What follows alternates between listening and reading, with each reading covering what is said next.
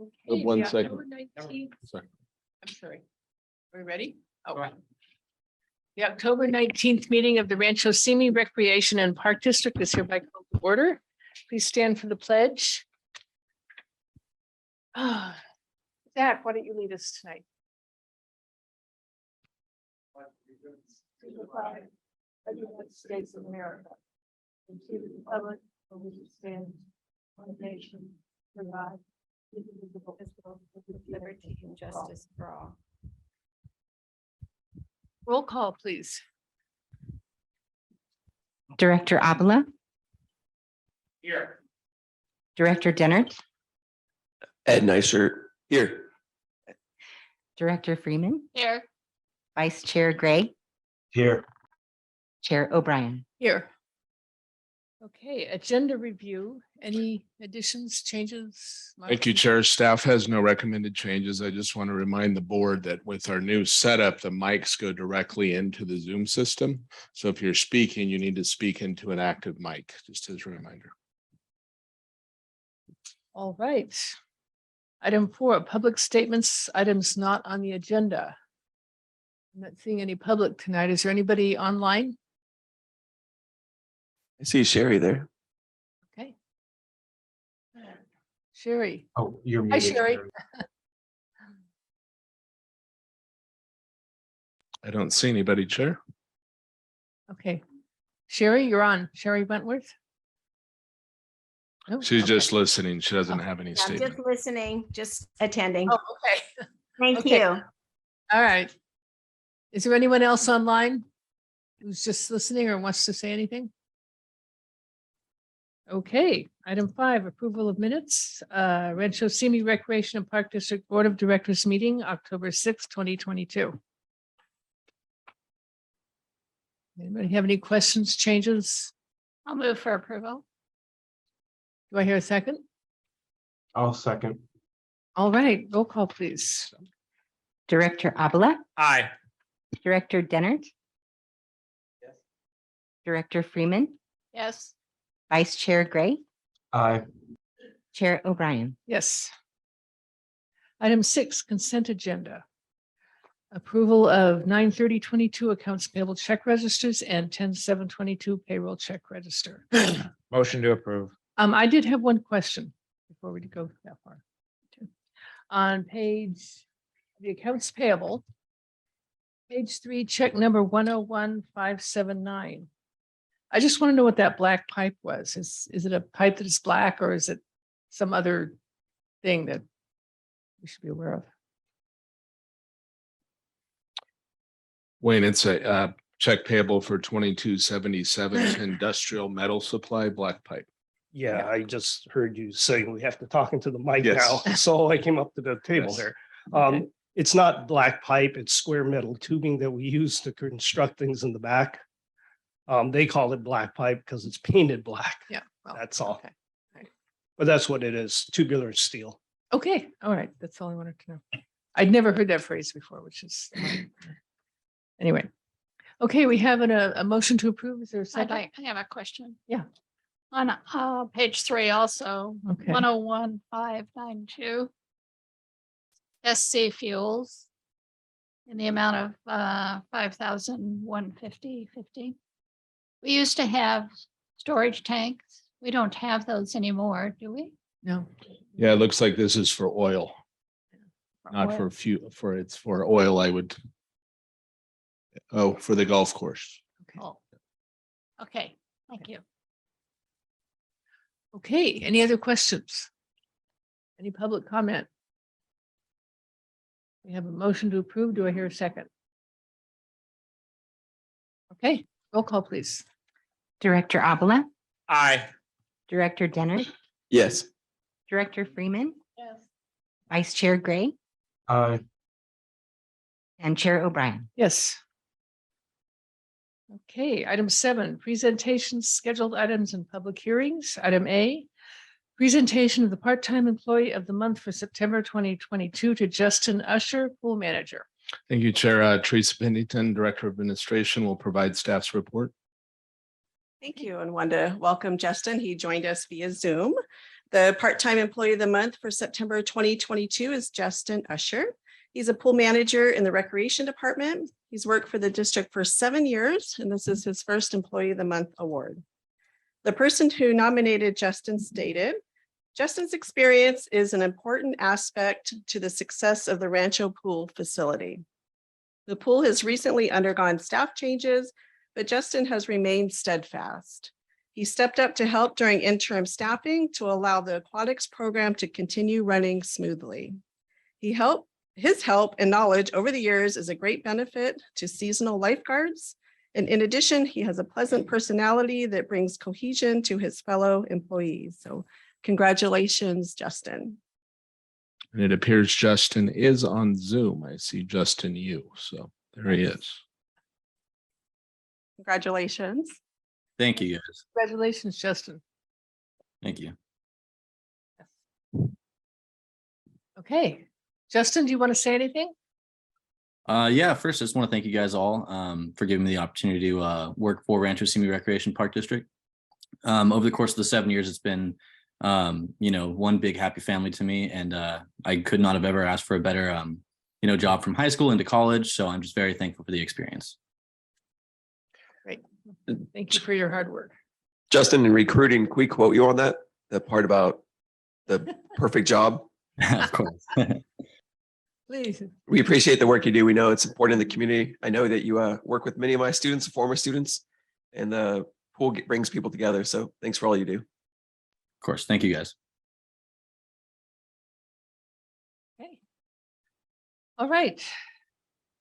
Item B, presentation of the full-time employee of the month for September 2022 to Alex Barsky, Administrative Specialist. Ms. Pennington will provide the report. Thank you. The full-time employee of the month for September 2022 is Alex Barsky. He's the administrative specialist in the administration department. He's worked for the district for over 8 years, and this is his third employee of the month award. The person who nominated Alex stated, Alex supports all departments in the district and has a wide range of responsibilities, making contact with many staff members throughout his workday. Alex not only handles print jobs and mail, he posts and distributes the board agenda packet, does graphic design, updates park pages on the website, creates forms, and many other tasks. Alex is essential to day-to-day operations of the district office and remote locations. Alex steps up and offers assistance when a team member is out of the office. He created the trail guide and most recently created the district's first parcel map, which I think you'll be seeing this evening. For Alex's consistent, reliable, and high standard work ethic, he's deserving of the Employee of the Month award. So Alex, if you want to come on up.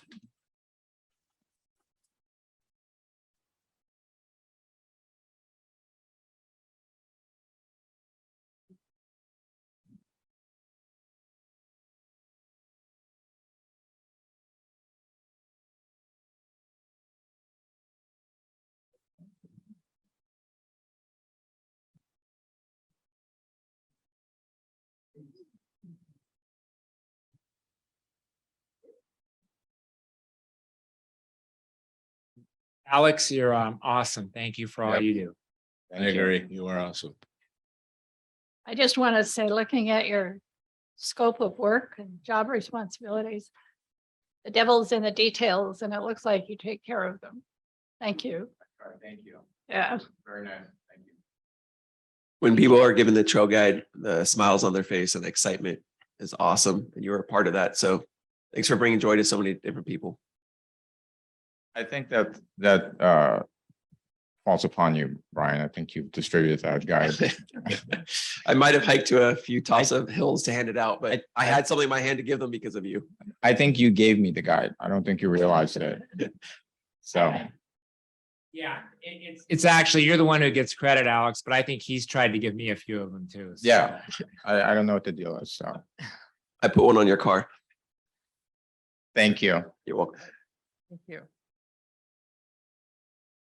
Item C, presentation of the new district website, street map, and park open space and facility guide. Thank you, Chair. We got a couple folks presenting on this, the city's, the district's community outreach officer, and I think Shayna is also involved in the presentation. So I'll turn it over to Richard Lemo. Good evening, Chair O'Brien, Honorable Board. I appreciate some time tonight to go over the district's most recent efforts towards community outreach and our promotions plan. I'm going to give you a little bit of background on how we got where we are today, and then I'm going to share just a small bit of what we've been up to over the last few months. So without any further ado, let's get into it. As we know, in early 2020, at the board's direction, we embarked on a journey to create more accessibility to the district, what we do in educating the community on what Rancho Simi is all about. Thanks to COVID, we got a little extra time to work on developing a plan and implementing it, and we've done just that. We're taking that plan, and I'll run you through how we got there in just a bit, but now we're refining that plan, enhancing it, working on distribution, and making sure that we're doing everything we can to make sure that our material makes it in all of the appropriate destinations it needs to get to. So part of developing that strategy was coming up with a plan. Our community outreach and promotions plan was created. And it was a set of foundation of rules of things that we wanted to accomplish and goals to help gauge some success of those efforts. From there, we created a brand map and an editorial style guide. What we did with those materials is help educate our staff on brand continuity and making sure that we have a voice that's singular, though we have many stakeholders that are contributing to that effort at large. Some of those goals included, and this is certainly the most important, is developing a strong, consistent brand identity for RSRPD that will be applied throughout all mediums. We do that through enhancing our community participation in RSRPD services, increasing our class registration, our participation in events, and an increased facility rental and usage. Now, what happens when we do that is we enhance our long-term fiscal sustainability and we maximize the utilization of those classes, those programs that we create. When we do that, we create additional accessibility, and that's really, really important. Now, you need materials in order to start accomplishing those goals, and we're even using strategy when it comes to developing those materials. We find that most promotional materials fall into one of four categories: the general district identity, informational, general promotions, and targeted promotions. So what are each of those? General district identity, you see that out in public when myself and our board and our general manager are out talking about what the district does. Our Where It Happens campaign is pretty evident in sharing what the district's mission statement is all about and what the district wants to accomplish. Informational is about committing to transparency, something that we've done quite well, especially as of late. It's informing the public through our different weekly press releases that we put together, or informational signs that appear when the district is working on a new project and we want to let people know what's going on. There are general promotions. We promote a specific event, but generally to a broad audience. Look no further than our recent BioBlitz efforts. It's a specific activity, but we want as many participants as possible. We want to get people out and using our trails. We used our Summer Passport series as a way to get a new audience out there and get hiking. Targeted promotions are for a very specific audience. Before and after school club programs, alternative recreation. We have a specific audience in mind when we create a campaign. We've also taken and enhanced our existing materials. Brian, second from the left, does that look familiar? That's our brand new cover for our trail guide. So we've taken an existing document and we provided continuity across other newer documents. A park guide, facility guide, and open space are going to help organize all of the district's assets in one place with one unique look. But it's four different and somewhat unique documents meant to provide individualism to each of those as well. Here's another enhancement that we're really excited about that you're going to get an opportunity to see for the first time tonight. We've had a street map for years, but never in full color. We've been able to enhance that to be a nice, heavy, glossy material that'll look good in people's hands that they'll want to use. We've also changed the other side that at one time was dedicated just to street names. Now it perpetuates the district's mission statement. It tells our story of what the district is all about. We've also enhanced our promotional materials for special events. Here's a couple that are coming up. I was really excited to share that with you last time. And here's an update on how those materials continue to have continuity and have a great look, touch, and feel. Social media has been an incredible platform for us to have direct communication with the community. Here's a couple of posts that we think really exhibit how special that relationship has been. Our Where It Happens campaign is a foundation for telling people that special events in their life Rancho Simi is behind them. We've been able to highlight our work in the community. When staff spring into action and that is recognized by other organizations, we want to celebrate that. And when one of our board of directors has a great idea to name our Bobcats, we can utilize our audience and communicate directly with them to even name our new equipment, our Bobcats. Thanks again, Brian. That campaign has had a ton of traction. So we've got some good names to look over. Some other ways that we use our social media platform to communicate directly with people when we want them to know about special events that are coming up, utilizing national days on the calendar to tie them back into Rancho Simi programs, to appreciate staff and to inform parents of important deadlines for the programs that they need and rely on. Last but certainly not least is something that we're really excited. I'm going to invite Shana to come up to the podium as well. Something that I'm really excited to share with you tonight. In just about a week, the community is going to have access to a brand new website. And I'm going to share with you some of the important elements of that here right now.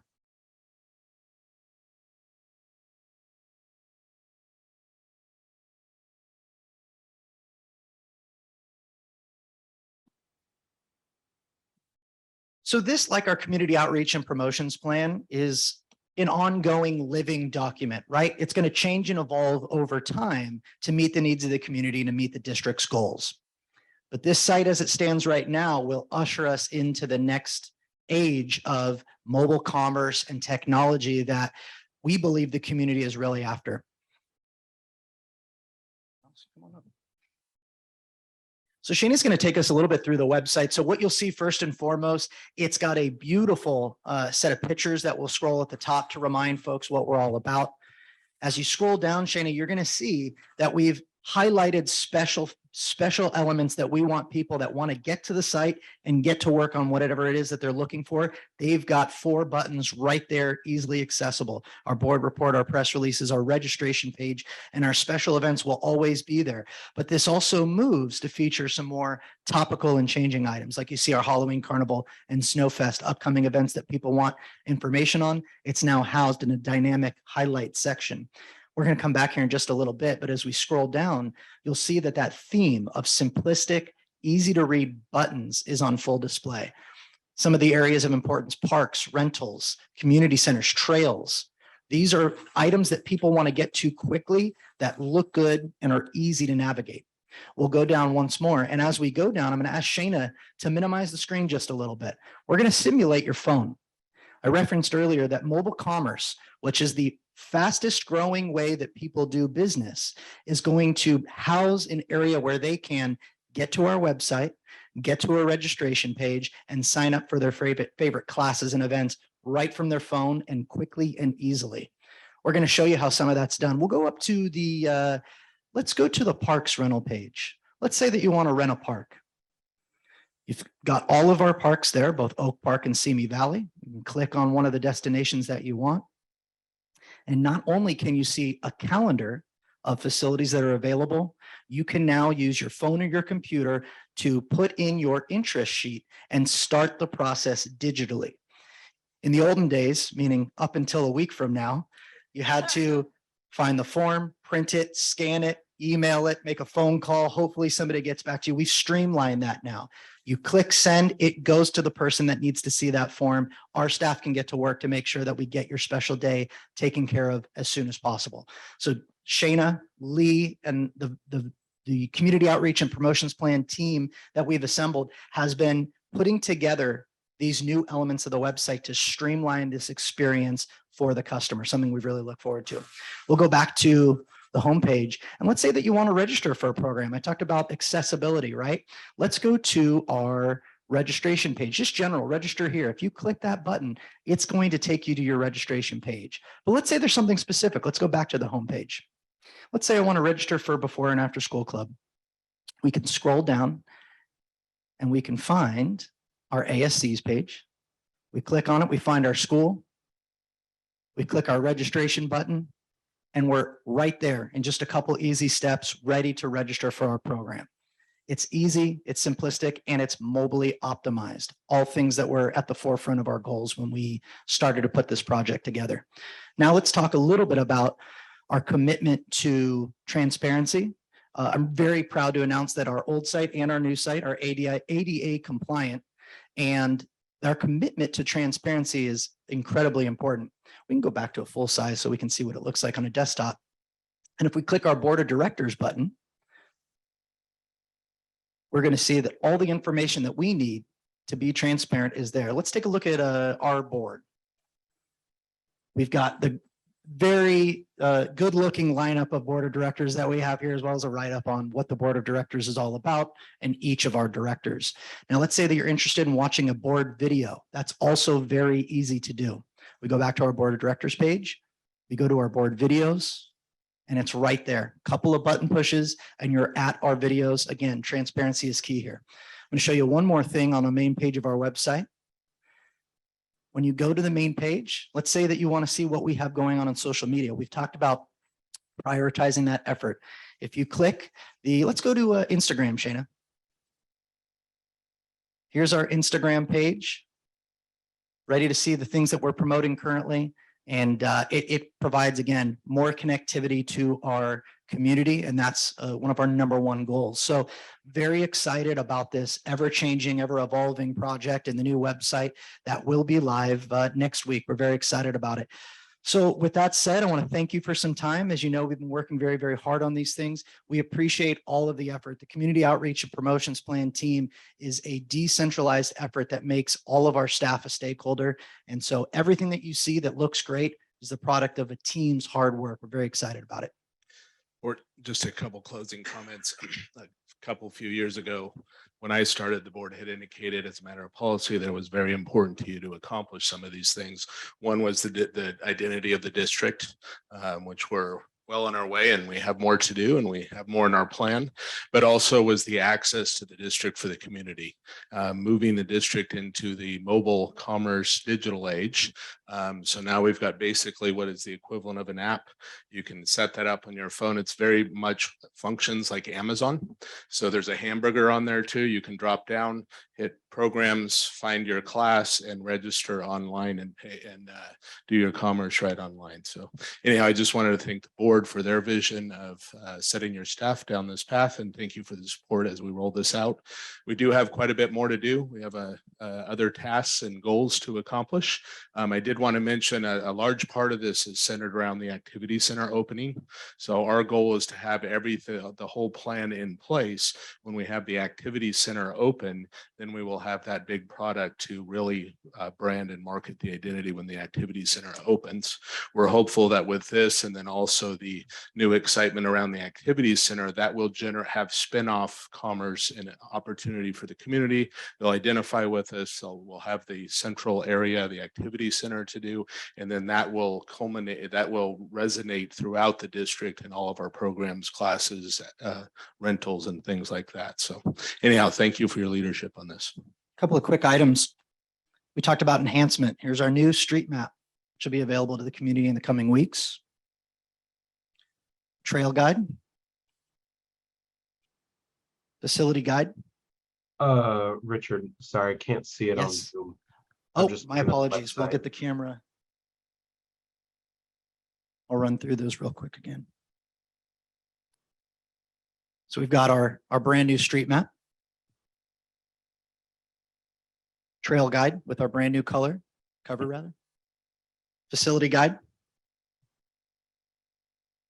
Parks guide, which catalogs our parks in town. And open space. For those that are interested in some of our assets in town, as far as our commitment to preserving open space, that is also cataloged here.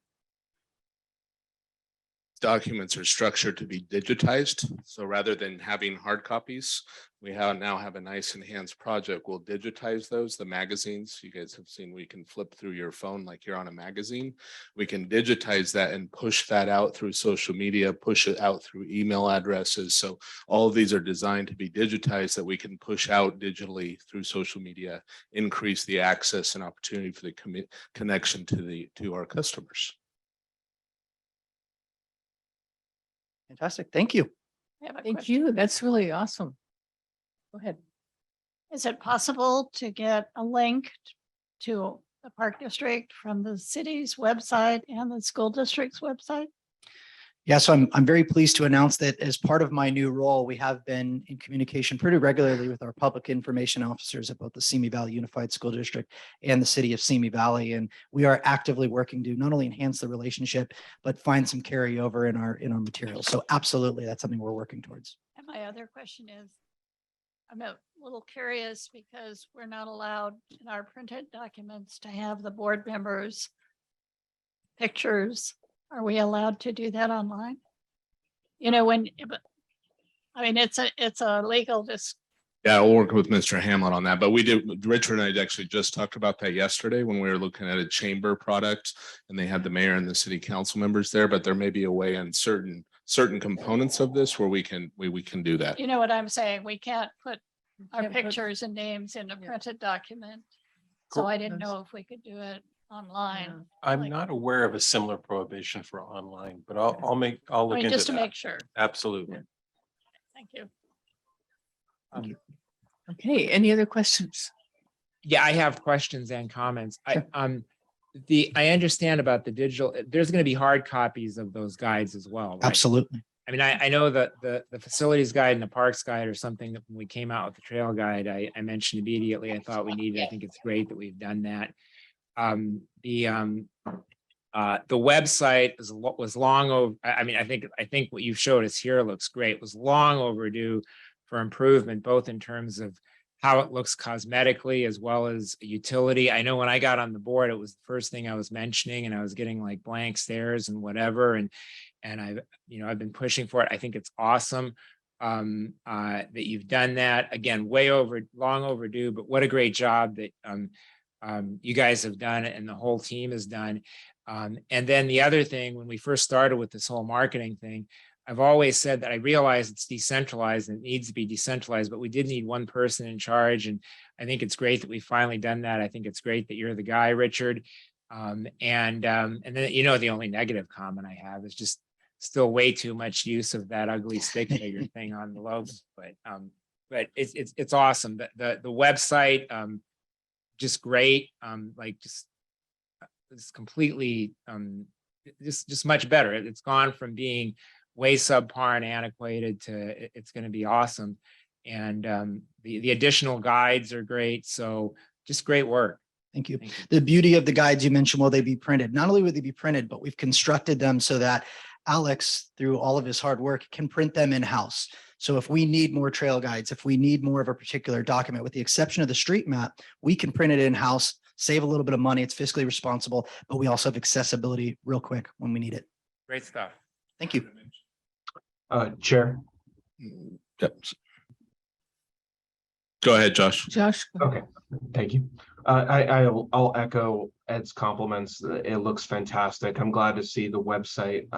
It looks great, and I'm excited to promote it a week from now. And the other materials also look great.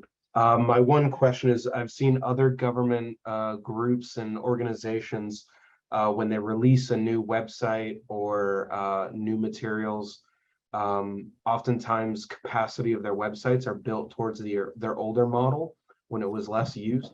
Do we have an idea of what our current capacity is of when viewers may start to have slowdown and when our website would crash?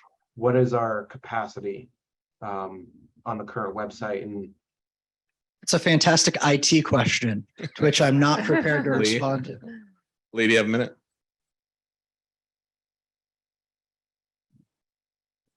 I think the question is, do we have the capacity to handle additional traffic on our website? Yes, we do. It's hosted and we're good. So. okay. All right, I'll take it. Thank you. I wanted to mention just briefly cross-pollination with the school district and the city. The city's got an online newsletter.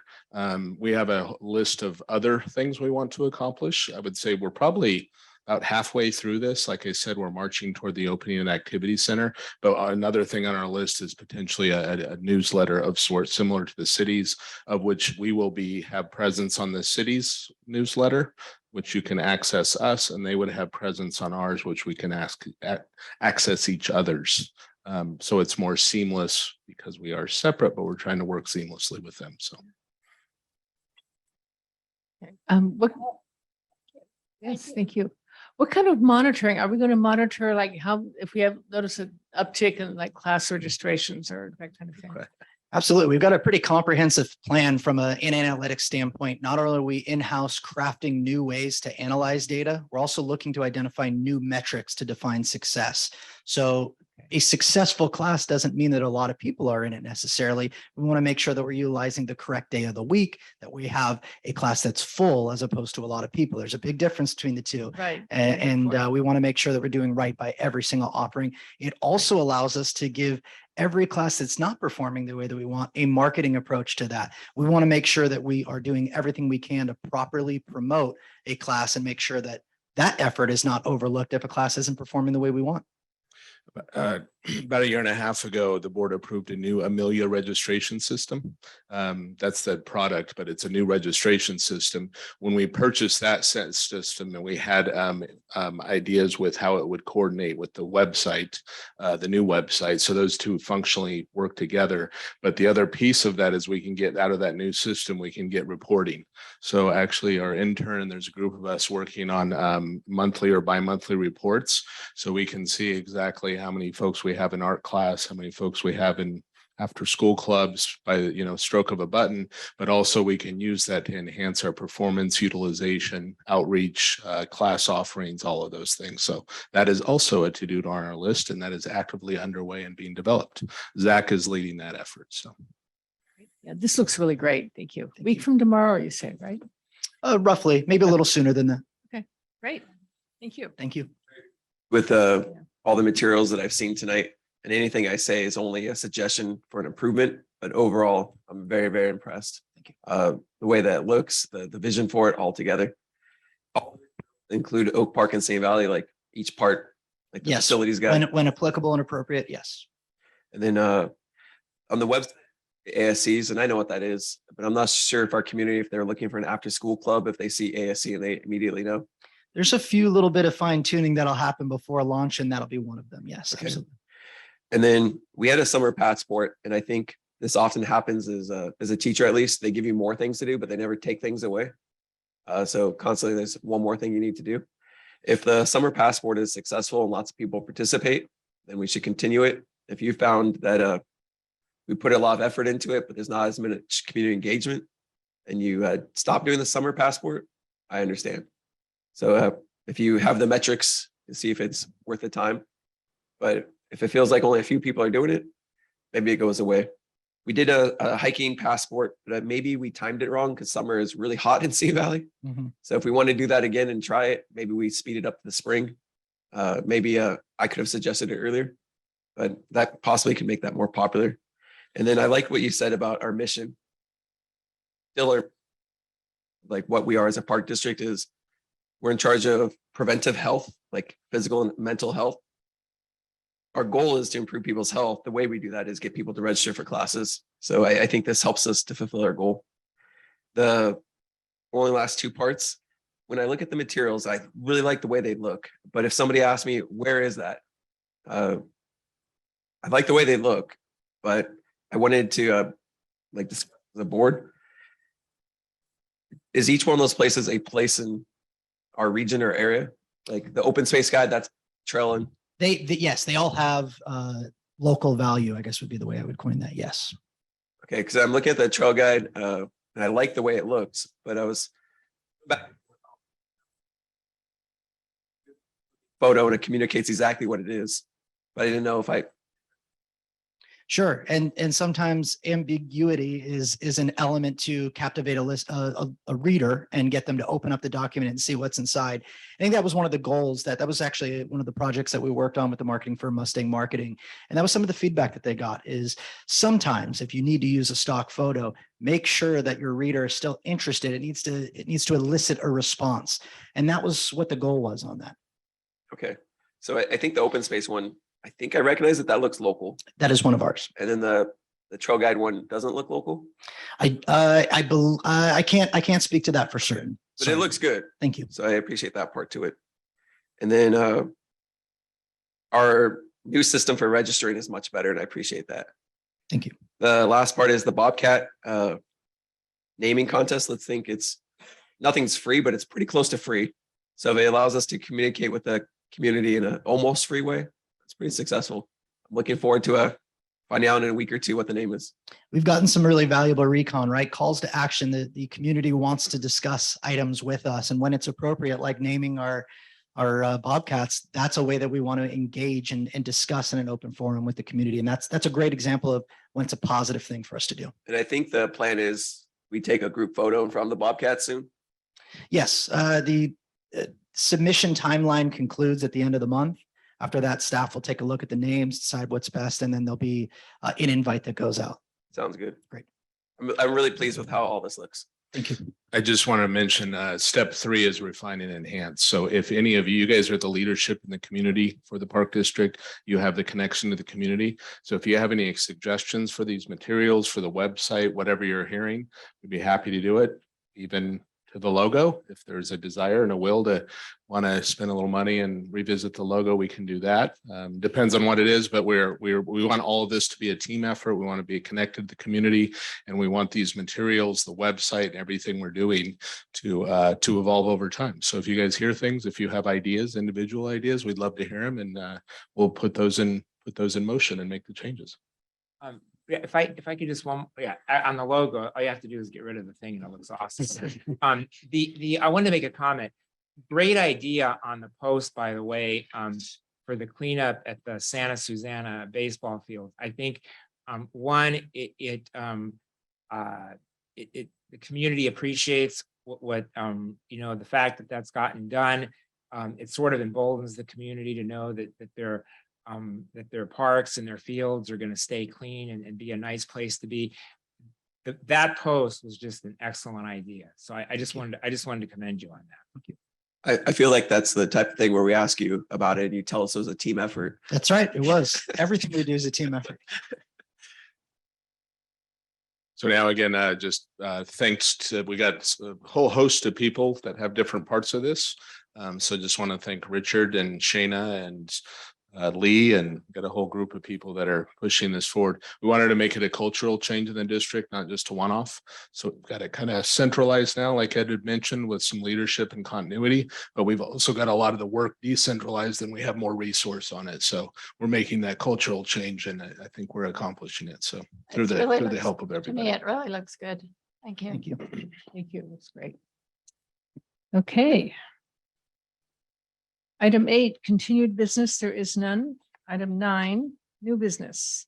A, approval of agreement between Rancho Simi Recreation and Park District and Jason Anthony Mueller for the operation of Jay's Club Shack at the Simi Hills Golf Course. Thank you, Sheriff Brian Reed, Golf Course Manager, will present with the report.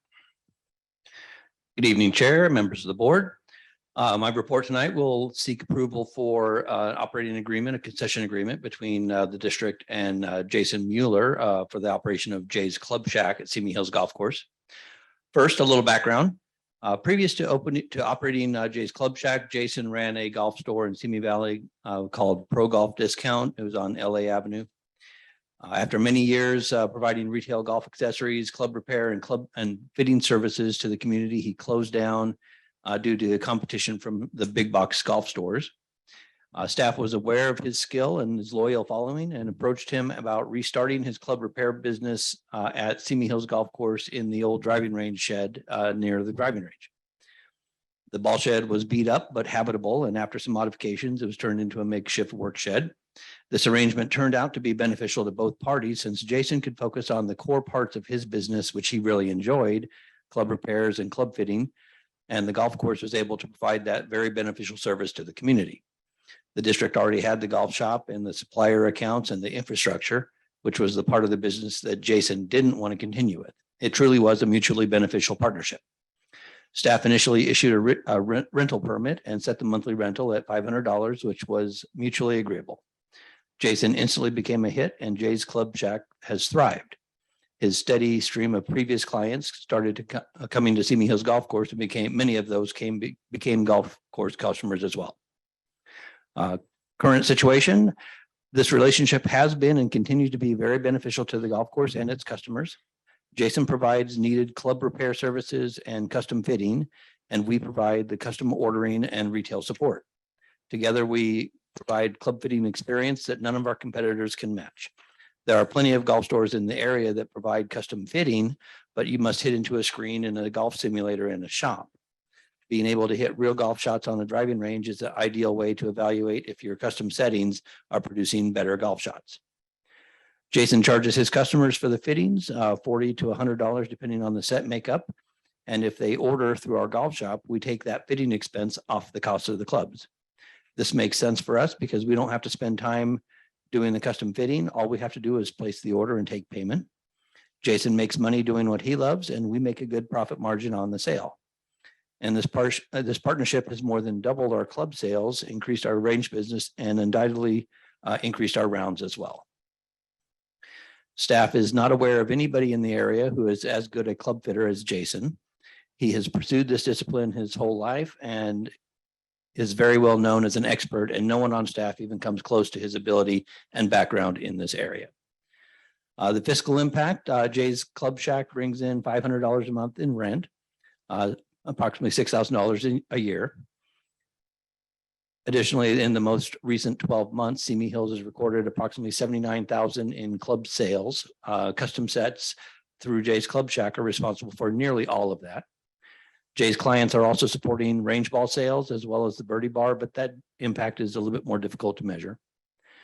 Staff isn't able to measure the impact exactly, but estimates the total benefit to the district by having Jay's Club Shack as a partner in the range of $20,000 to $25,000 a year. The attached concession agreement specifies a 3-year term, additionally gives the district manager an option of a 3-year extension. Staff believes this agreement serves not just the business interests of Simi Hills Golf Course and Mr. Mueller, but provides an unmatchable benefit to the golfing community in Simi Valley. The board action requested is to authorize the district manager to enter into the attached concession agreement with Jason Anthony Mueller for the operation of Jay's Club Shack at Simi Hills Golf Course. And if you have any questions, I'd be happy to answer them. Okay, thank you. Are there any questions? Yeah, go ahead. I want to say I appreciate you for recognizing the benefit Jason could bring to the golf course. I mean, that was, I think, just a really smart move to benefit all the people that use the golf course up there. And not only does it benefit revenue side, but it benefits the users because they can have service right there. So Yeah. I just think, thank you for. Yeah, it Thank really you. is a good fit. It might be one of the best moves we've ever made there. Yeah, I mean, it closest really thing to a is. no-brainer I've seen in a while. Any other questions, comments? Chair, before we go on, Yeah. did we ask for public comment? I mean, I know that it's Who? Sherry and Mark and neither of them indicated anything, but just in case. Okay, is there any public comment? Is there any public? None. Okay, board comments.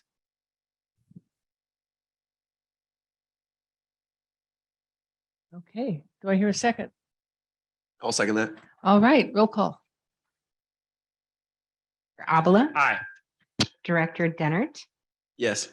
Director Freeman, Yes. Vice Chair Gray, Aye. Chair O'Brien. Yes. Okay, Thank you. yes. Item B, authorization to provide payment for mitigation project at the Tierra Rajada landfill. This is not a happy report, but it's an obligation that we have. As the board's aware, we're in partnership, I'll call it, on the closure of the Tierra Rajada landfill. And the reason why we're in that partnership is because we assumed ownership of the land some number of years ago. We assumed that ownership when we took on the landfill because we got extra acreage at the time. So not only did we got the landfill portion, but we received additional land, open space, and possible developable park space. But with that came, we got title to the land. We own 90% of the land. The city has about a 10% sliver of it.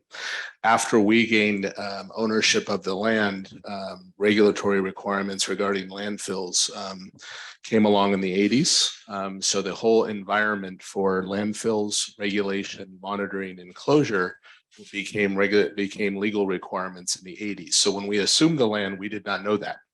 All that came later.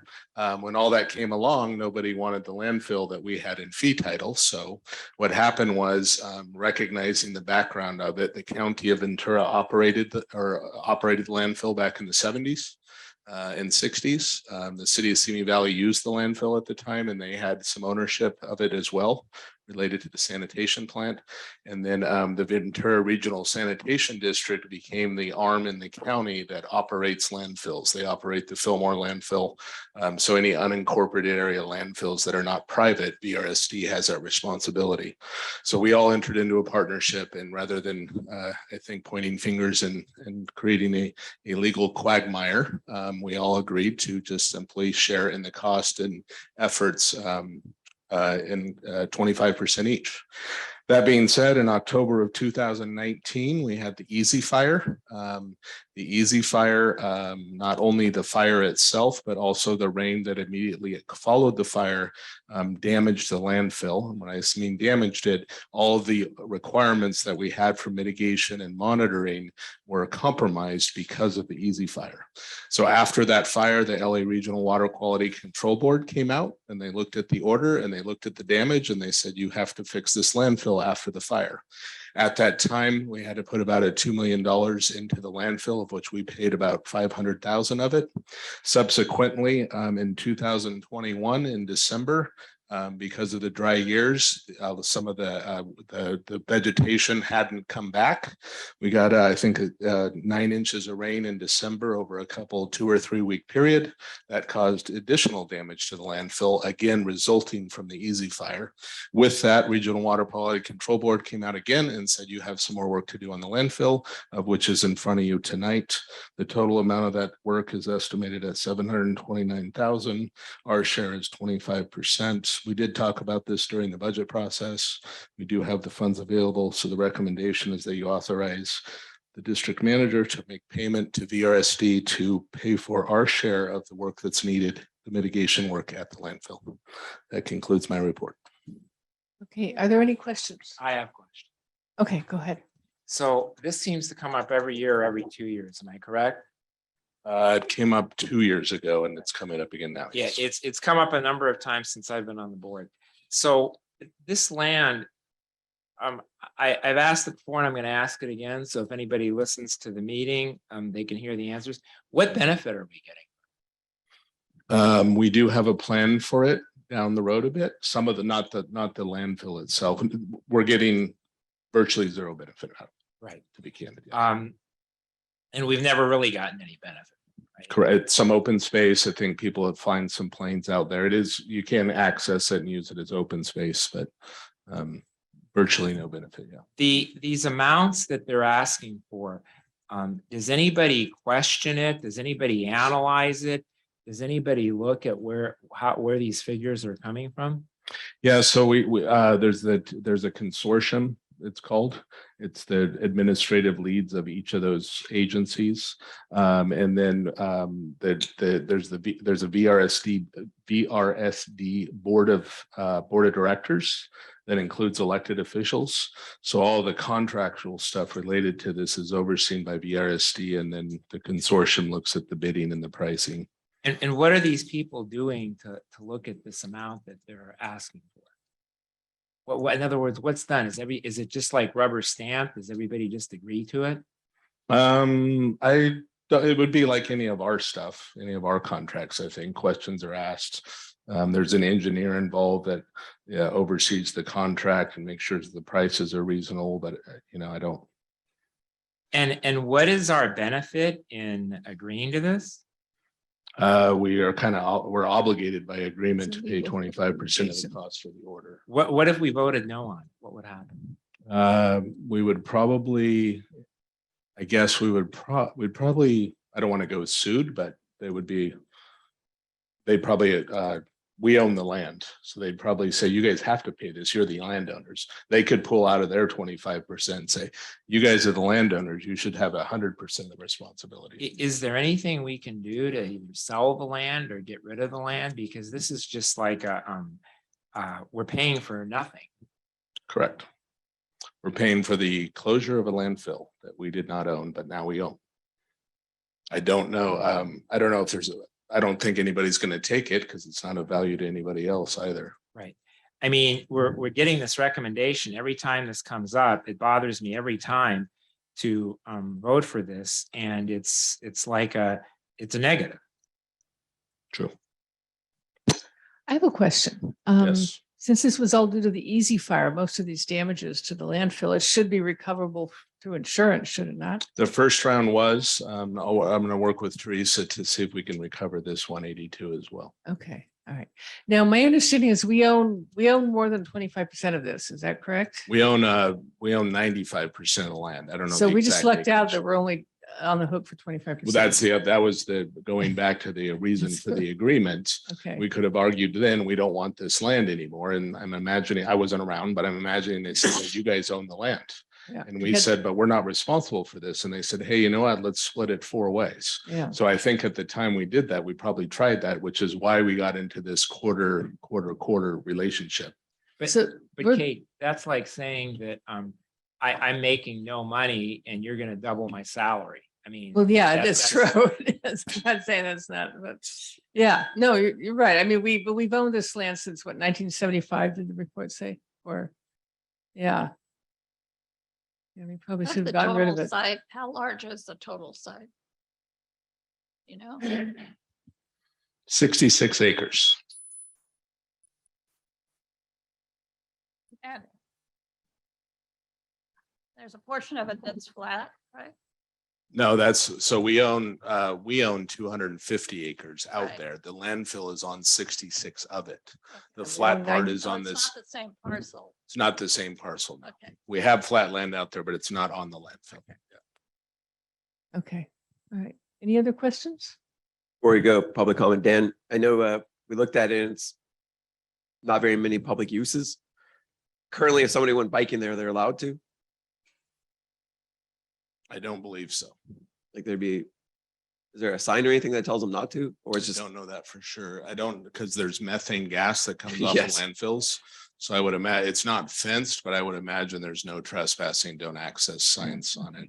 That the gases that are coming off the old landfill. is it possible after the mitigation efforts and we have to keep paying that eventually it becomes usable? Yes, I'm aware of landfills that are usable, but you have to get out from under the order, which means that it's been deemed safe. And then once it's been deemed safe, you can use it for other purposes, is my understanding. There are other landfills that have been closed that are used for other purposes, but you can't use it or develop it while it's under the mitigation closure period. After we have public comment, if there is any, I've got a comment. Okay, all right. Public comment? Anyway, I'm sorry, any more questions from board members? That's it. Okay, public comment? Hearing no public comment, back to the board for comments.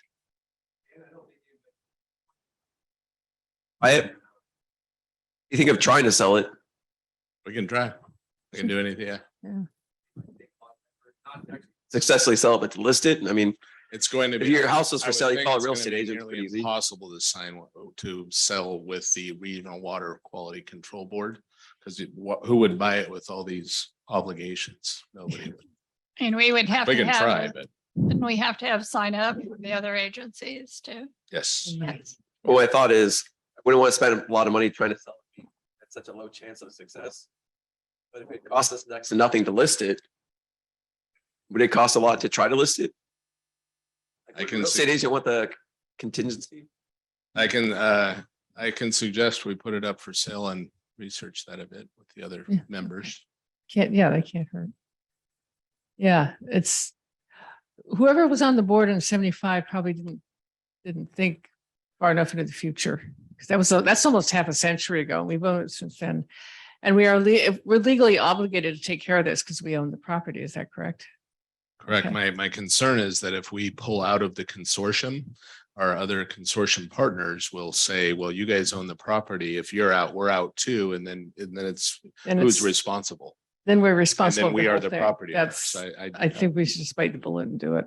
So we can try to pull out of the consortium. The problem is they're going to push back and say, well, you guys are the property owner. We're out too then. Yeah. So you guys got 100% of it instead of Exactly. It 25. doesn't sound like a good path to go down. Nobody, the agencies want to be where we are. No, I'm sure not. We'll just bite the bullet. We could always turn it into a gun range, maybe. If any It's of already- you have any ideas on how we can get out from under it, that would be excellent. Okay. Dan, Mr. if you suggested other partners considering listing it, like I said, I don't want to spend money a lot to list it, but You'll have to, I don't even know if it's under the regional board order, if we can even sell it to a private Okay. party, but I can ask, I can. All right. Okay, any other comments? Well, actually, we need to do public comment first. I have a comment. We did public comment. Oh, we did. Yeah, Okay, there was good. no public. So then we I did- have a go- comment. Go. Yeah, I think this is a classic example of just a ripoff to the people by government. I've been aghast at this every time it's come up, and it's come up multiple times since I'm on the board. I just find this whole thing unacceptable. That's my comment. Okay. Our first choice isn't available, so we got to make the best of it. That's the way I look at it. So. Any other comments? I would entertain a motion. Don't do. None of us really want to do that, but I will for the record. I'll make a Okay. motion. Second? I'm second that motion because our next option is paying the full price. I know, we don't have It's any not a good, fair this is system. the least awful option that we have, so, Josh, what was that? I think I heard you. oh, I was agreeing with yeah, protests. ouch. I seconded that motion. Okay, roll call, please. Director Avila, I consulted with legal counsel on this vote. I'm going to abstain. Director Dennert, Yes. Director Freeman, Yes, Vice Chair Gray, I Chair O'Brien. Aye. did you abstain, Director? Pardon me? Did you abstain? Yes. Okay. It's okay. We'll get it over with. Item C, approval for the purchase of a new chipper through California multiple award schedules and authorization to solicit public bids for the purchase of a new water truck. Thank you, Chair. Wayne will present staff's report. Okay, I'll keep this brief tonight. In December of 2021, Dan applied for and got a grant from the state of California for the Phase 2 Wildfire Prevention Resiliency Grant Program. It was in the amount of $500,000. We got all of it. As written, the grant has two components for us. One is purchasing equipment to do firework out in the open space areas for $400,000. And then we have the residual, which is $100,000, which was set aside for fire overgrowth or brush removal in the Wood Ranch open space area. On September 22nd, 2022, the board did authorize the purchase of a skid steer, bobcat, and trailer, and the mobile diesel generator from the grant program. To continue our purchasing under the grant, I'm requesting that we purchase a chipper through CMAS. Through CMAS, the chipper will come from Turf Star Western from Brea, California. The total purchase price, including delivery, sales tax, DMV registration fees, and everything else, is approximately $75,214.71. The purchase of the new chipper, including all the tax fees and licensing, is a direct reimbursable to the grant program. So therefore, there shouldn't be any budget constraints with this purchase of the new chipper. And finally, a water truck is not available through CMAS, unfortunately. So I'm requesting the board's authorization to go out to public bid for one, which will close out all of the equipment purchases as part of the grant. And to answer Mr. Dennert's question, yes, you can name my chipper. I'm hoping you call it Chipper. Sounds solid. But we never know. We'll see what the public says about that. At this time, staff is requesting approval of the purchase of a new chipper through California multiple award schedules with the issuance of a purchase order and to authorize staff to solicit bids or public bids for the purchase of a new water truck. And I'll answer any questions you may have. Okay, are there any questions? The mobile diesel generator. Can you tell him the need for that? The mobile diesel generator? there's two ways to put it. We need a mobile diesel generator. We use them during emergencies a lot. This generator, as the grant write-up was done, I said I was going to use it to assist with fire department staging areas. It could be used to do backup power at our community center because we do not have backup power. And lastly, with the new conversion of the small engine equipment to battery power in 2024, I can use this generator to charge the batteries in the field. And that's the general purpose of it. I've also been using the generators during the Edison power shutdowns too, when we need to power up a building and we don't have electricity. We like our generators. All right, any other questions? I'm going to open it to public comment. Is there any public comment on this item? Hearing none, I'm going to bring it back to the board. Any comments? I mean, I do like Chippy the Chipper now that you mention it, but I was not gonna bring it up, so that was your suggestion, really. Wasn't that a chipper in the Fargo movie? The original? It's real simple for me to put chipper on it because it does say chipper on the side of it. I'll make a motion to approve this with the other part for the water truck. Thank you. I'll second. Josh got it. Josh could. Okay, roll call. Director Avila, Aye. Director Denner, Yes. Director Freeman, Yes. Vice Chair Gray, Aye. and Chair O'Brien. Yes. Thank you to the San Monica Mountain Conservancy and the state of California for helping us reduce the risk of fires and mitigate them. Great. Good. Item 10, written communications of note. Anybody have any written communications that they want to talk about? Staff has none. I had an email that was sent to me about a kiln at the senior center, and I had replied with the information that Zach had provided to me. The participant emailed me back with some further questions. Because she had further questions and she asked what the board was doing about it, I told her about our board meeting schedule and said she could speak at a meeting if she liked. I told her by email, so it was probably too late, but about tonight, because that's what a board can do. But I assume she might get a response from staff too soon on what the decisions are. I think you know what I'm talking about, the kiln at the senior center. We're aware of those issues. I think we've done the repair that we had discussed earlier about one of the kilns, and we are still evaluating the purchase of the glass fusion kiln. So we will certainly follow up with the resident, unless you want to forward that email and we can jump in off of that chain, Okay. or we can respond to the original one that we were. That'd be good. Okay. Zach, aren't we replacing the kiln? So we had a couple of options going into the budget year. We did budget for a new kiln. Right. One of the kilns that was operational at the senior center had a small repair that was needed. It took a little while with supply chain issues to get the parts. And in the meantime, some residents or participants reached out to Director Denner and asked about why the kilns were not working. So we were able to find the parts, repair the one kiln, and the kiln that we were going to completely replace in the budget was holding on. It kind of is close to probably its operable life.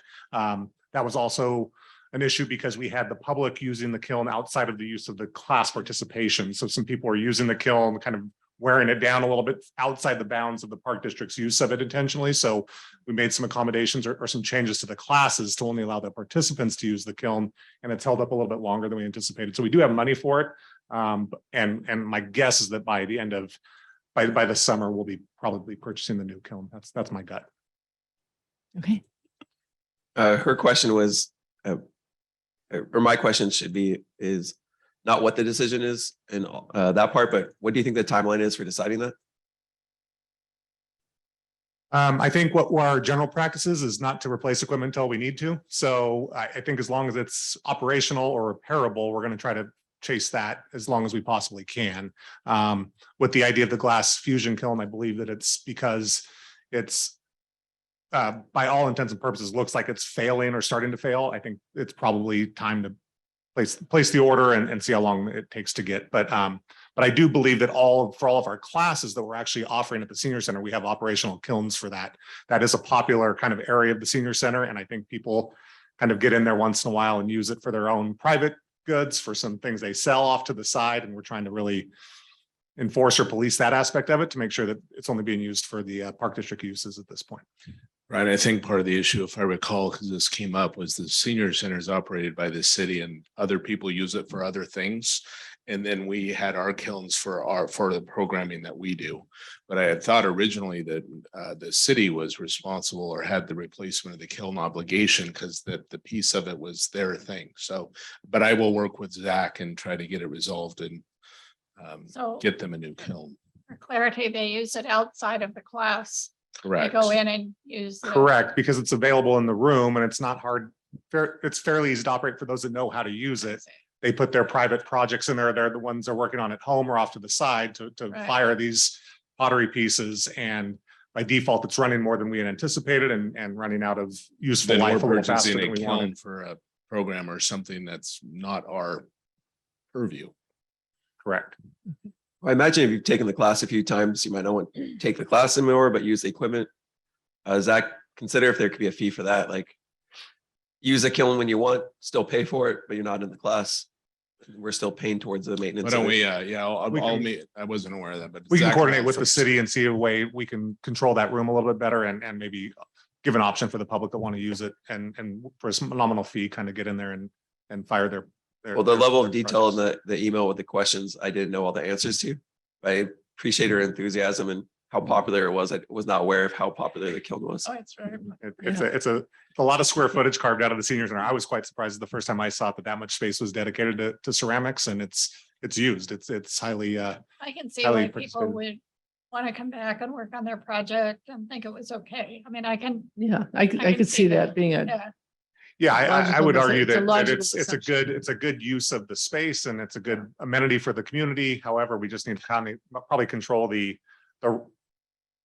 non-authorized users in some capacity to make sure that we protect it and not let it Okay. get beat up or worn out real now, fast. when you say non-authorized users, does that mean people who are not seniors or people who are not signed up for the class, or what exactly does that mean? Yeah, so that's kind of what it means. It means when we offer our classes, obviously you get used to the kiln, you do a project during the class, you get to fire it at the end and take Yeah. home something at the end of the 6-week class.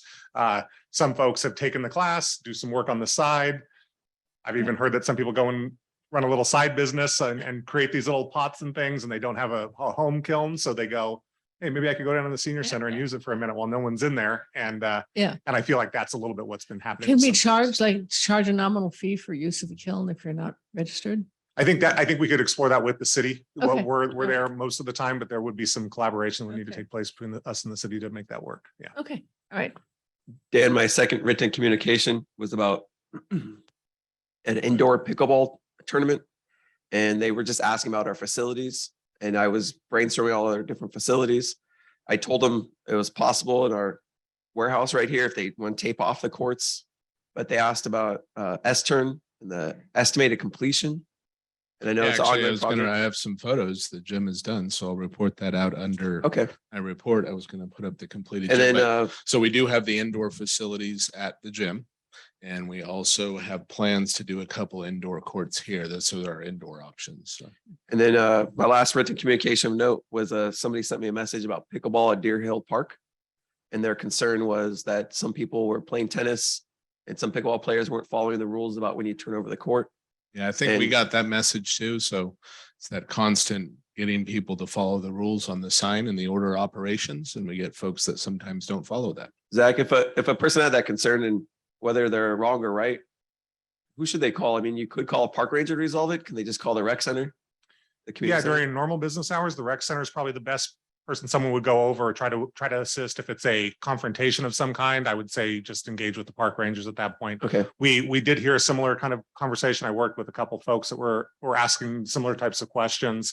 We are gonna clean up some of the signage as we converted some of those signs. We added signs and there may be some ambiguity between the different signs that are posted out there. So we're going to try to clean up those signs, have one set of signs that kind of accommodates all tennis usage and pickleball usage. And hopefully that kind of. If you haven't done it already, it might help. Some people don't know if it's in a park, you call a park ranger. Obviously, if it's an emergency, you could call a police officer, police department, but just in general, it seems like their purview resolving the conflict. If there's a sign that says, our standard language for contacting a park ranger. I'll be sure to try to include that on the signs. Problem in Oak Park. said, it's Ventura County Sheriff, and there usually isn't anyone patrolling Oak Park. So- Yeah, that's what I was thinking. Maybe the person at the community center, if it wasn't a serious conflict, it was just two people saying, no, look at the sign, it's my turn. They're not sure.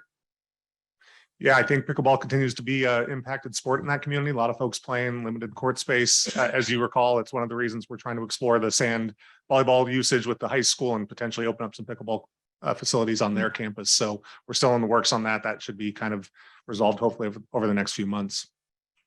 I think I got a phone call that the guy was muttering, and of course I couldn't make out what he was saying, but he had some incident in Oak Park, and I think that might have been the one he was talking about. So I called back, left a message. Well, that's it for me. Okay, good. Any other written communications of note? from Anyone? Okay, reports by board members. Brian, BioBlitz was a success, and I do want to say the same things I said earlier about adding and removing. Next year, we could do it the same way. We could do it a totally different way. We could do 5 days of it. We could do 1 day of it, but whatever the staff sees is an appropriate way of doing it. I'd like to experiment. And I like the idea that we could try new things and see the successes, but that doesn't mean we have to continuously do it the same way. And that's it for me. oh, good. Elaine, The only thing I had was leadership at the golf course, and it was a great event. And I know that staff put in a lot of work for all the tours and everything that were done during the day. We have 2 members, Richard and Tracy, that are part of that. And it really always makes me feel good when people say, I didn't know all that about the district. And that's what it's all about. And so I thought it was a great event just at the golf course that night. But I think it'll be a good program for the rest of the leadership. I was happy Session. to see our park district participate, but also park district staff participate. I was only able to go to Strathern really quick and catch the end event because there was a football game, but I had the same experience. It was awesome to see. Awesome. yes, Ed, I'm sorry. Glad. All right. All right, thanks, Chair O'Brien. All right, 3 things. One, I'm going to start off with the leadership park district day. Jill and I attended at the Birdie Bar. It was kind of neat to go back there as a park board member.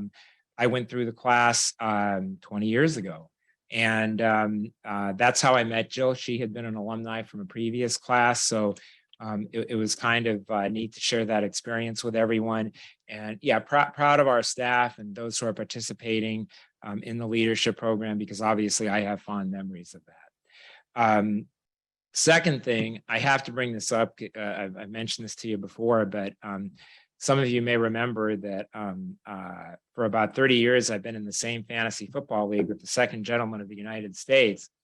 For anybody who follows that stuff, Matthew Berry is like one of the gurus of fantasy football. And he has a podcast and a radio show on Sirius XM. So Doug, the second gentleman, was a guest on that. And I want to point out that at no time did he mention that even though he's only won 1 championship, that I have the most in the league, 5. And he did go out of his way to brag about the fact that we have this elaborate Zoom trophy presentation. But what he didn't mention is I'm the one who created it and initially executed during the pandemic in 2020. However, as unbearable as it was, and Doug did a great job with the interview, he definitely emphasized the fact that, and it's I don't think he's ever done this well, but he's so far undefeated this season. So, but he did an excellent job with the interview. And then the third thing I need to do, I'm not going to disclose his full name, but a longtime member of the community I went to high school with, a friend of mine for years, Bill, has, we all have different ways that we try to contribute to the community. Those of us here kind of do it more publicly, but it has been involved behind the scenes, cares about the community. Found out he had cancer in March. He's been undergoing chemotherapy. Last week, he had a stem cell surgery, and it seems like everything's going to be fine, but he's going through his most difficult time. So a shout out to him and thoughts and prayers with my friend Bill. Great. Okay. Josh. Yeah, I would also attended leadership at the Birdie Bar. I appreciated Ed letting me know that he was going to upstage me regardless of what I said. Made it really easy to go up there and keep it short. That was a fantastic story, Ed. And I'm glad you shared it with the leadership class. I also appreciated that Dan stuck around afterwards and talked to some of the leadership participants. And we talked about potentially, them potentially applying to join our team in future years. That they're enjoying leadership class, they enjoyed the Parks Day. And so got Dan talking to some of them and appreciated that. The day afterwards, attended Oktoberfest at Rancho Tapo, and that was a roaring success. I heard the day of the numbers that they raised for communities and community groups and charities was much better than past year's events. And I heard that it had triple the attendance. So I want to thank Morning Rotary in our community putting on a great event. And then I also just visited some of the baseball fields at Rancho Santa Susana and talked to the different teams, the team captains, watched some of the play, just to kind of hear some of the discussion and watch some of the play regarding lights and some of the dirt and batters boxes that's happening there, and encourage them to reach out to us. And yeah, I'll have some comments to share with Dan, privately. That concludes my report. Okay.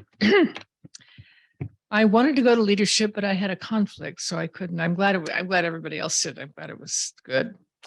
This has nothing to do with the Park District at all, but I did go on a tour of St. Thomas Aquinas College, which we all probably remember. I was the college, the location that the Thomas Fire started.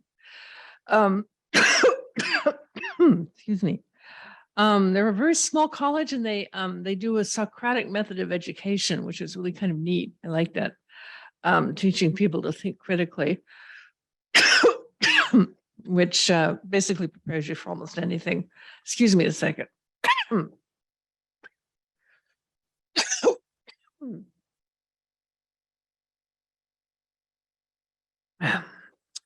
So that was a good tour, and I enjoyed it, and it was a beautiful location. They were really good.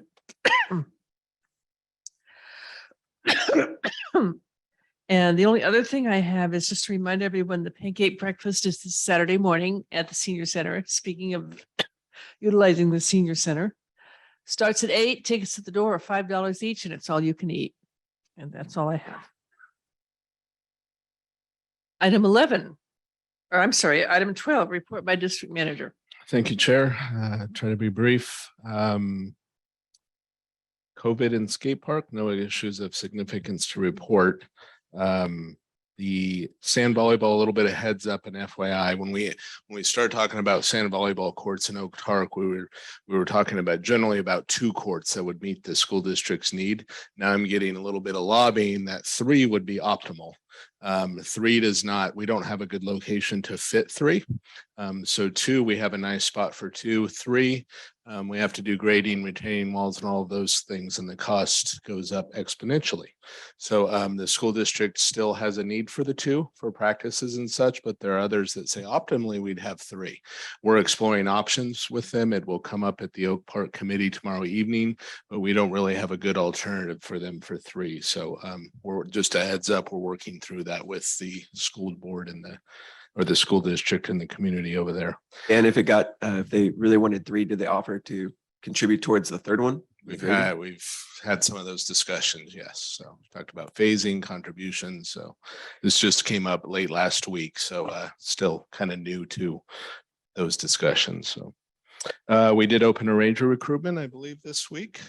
for 2 new rangers, so that's good. We'll hopefully get a couple new full-time folks. Thank you to the board for your support of that. The Friends of Oak Park applied for a tree grant through Ventura County, and they did get the grant, but we are heavily involved in the grant because they're going to plant it on our property. So we are working on that with the Friends of Oak Park. It's a positive thing. They've got the grant, and Wayne and I are working with them on their planting plan and then coordinating with the county on the planting of those trees. The governor, I sent out the Brown Act requirements, the new ones for our meetings. Those were contingent upon the lifting of the order. The governor, I think 2 days ago, announced that he's going to lift his emergency COVID order on February 28th, 2023. So we can still follow the AB 361 meeting rules up until February 28th, 2023, at which time his order will be lifted, and any meetings after that will have to follow the protocols under the new Brown Act. If the board wants to bring the new Brown Act to you prior to maybe February, I can bring that, review the act with you and decide exactly how we want to have our meetings in light of the new Brown Act provisions. We did get new golf carts at the golf course, I believe. So the board approved the lease for those a number of months ago. They were on, it took a while to get them, supply chain, all of those things, but we did get those. So that's exciting. The MAC meeting on November 3rd, Wayne and I are going to go to the Municipal Advisory Committee meeting in Oak Park. They want an update on the lagoon progress. So Wayne and I are going to do that and present to the MAC and let them know, give an update on the progress on the lagoon project. And then lastly, if I could have Alex pull up a photo real quick. There's our new gym floor. Whoa. Yeah, so Nice. it's very nice. It actually turned out it was flooded. It would have lasted longer, but out of that negative scenario, we've made it a positive. Thank you to the board for your leadership and proving the things that we needed to prove to get that in there quickly. We anticipate it's got a couple weeks of resting, I guess they call it. But we're hopeful to open it. We got a basketball league starting November 7th. I'm not firm on opening it out then. Depends on how the floor kind of cures here, but we're targeting right around the middle of November to have that back open for the public. So it's an awesome floor. The coloring's a little bit different. It's a little brighter. So you'll remember the older one was a little tan or a little more yellow. This one really lightens up the room a little bit more. It's a real nice atmosphere, and the quality of the floor is top notch. The board elected to go with the tie-in, given it's one of the only public gym in town. So I think it's a real boon for the community, and thank you to the board for all you did to do the approvals and recommendations to get that in place. So it looks really nice. So Dan, Right. when things actually get done at the time that you expect them to, it's such a surprise in construction. Is there any way we should thank for getting it done, getting it back open and all? Say that. Is there anybody specifically we should thank for finishing the Yourselves, project? Wayne, Zach and his team. Yep. Our insurers, we worked with our insurer very closely. They did the approval relatively quickly. So mostly Wayne and Zach's team working together to get that all ready to go and constructed. So Good job, both of you. Your Excellent teams. work. So I have Oak Park tomorrow, Oak Park Committee meeting. I mentioned there's going to be a discussion about sand volleyball. Part of that is going to be asking them about whether or not they want to light the sand volleyball courts at the location. We're going to get a recommendation from them on that. We've also got what I got on here. Oak Canyon Dog Park. We're getting some enforcement we need to do out there. I want to give the committee a heads up. Parking enforcement. So you're only supposed to walk in there to the dog park, but we got people that are driving in that aren't supposed to be driving in. I'm going to go over the district budget. Brian, you had asked us to review the budget. And yep. They drive across the bridge. Yes. So you're supposed to park out in front, and then Yeah. I would call it more of a walkway than a driveway, but we have to allow it for people to drive on it because we have to have ADA access. So it's limited to those handicapped that need to access the dog park. That's the only people that are supposed to be driving there. But we've got other people that are not handicapped that are driving up there, parking along, using the handicaps and parking along the road and such there. I just want to let the committee know that I've gotten complaints on it. I want to let the committee know that we may have to do some stricter enforcement in order to get compliance. So it's a complaint we've had from there. So Brian, we're going to go over the budget tomorrow. And then When you mentioned that, like volleyball earlier, lights, there's two components to that decision. One is, do you want lights in your neighborhood? But I just want also, there's always a trade-off. Like if you want lights and they're more expensive, well, somewhere else in the budget has to be cut. So I just want the committee to think about if they want lights and what that might do to their other projects or other ideas. Yes. So that's the Oak Park. We don't have any other committee agendas. Your meeting on November 2nd is lining up to be very light so far. We've got some Boy Scout and Girl Scout presentations, a couple of consent items, but there's not a whole lot on the November 2nd agenda of your next board meeting. That meeting is scheduled to be in Oak Park. We have been doing them Zoom only in Oak Park because the hybrid doesn't work well out there, the room and the acoustics.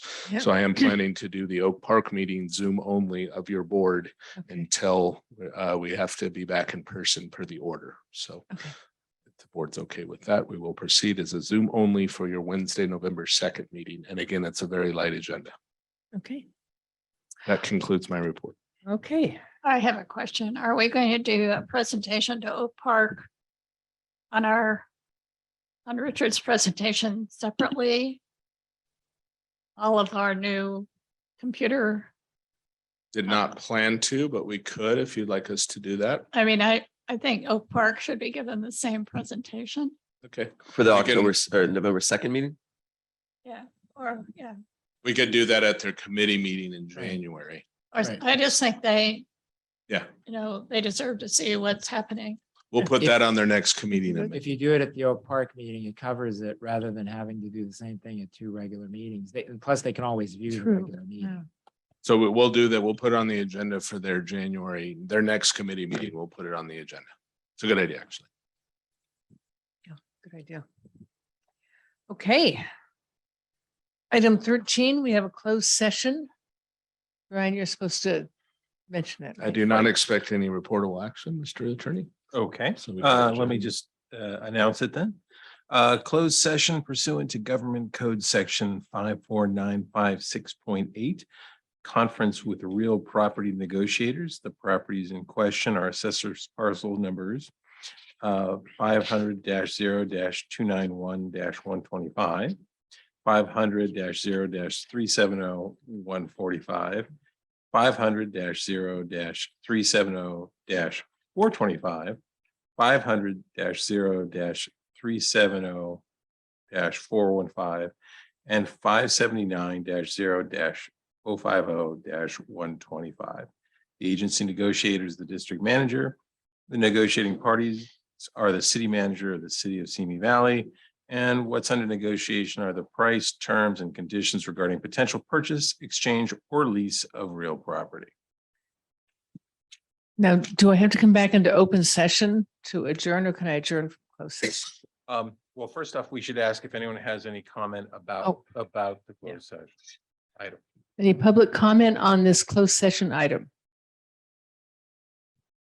I do not hear any. So we do not think we're going to have a reportable action. Okay. So we can adjourn and then just go to closed session. And Mark, if there is a reportable action, we can report it at the next. Mark Oh, did turn on his camera, but he's gone. Never mind. So I can adjourn the meeting right now and then we just go to close. Okay. Here, if nobody Yes. objects to that, I'm going to do that. Meeting is adjourned.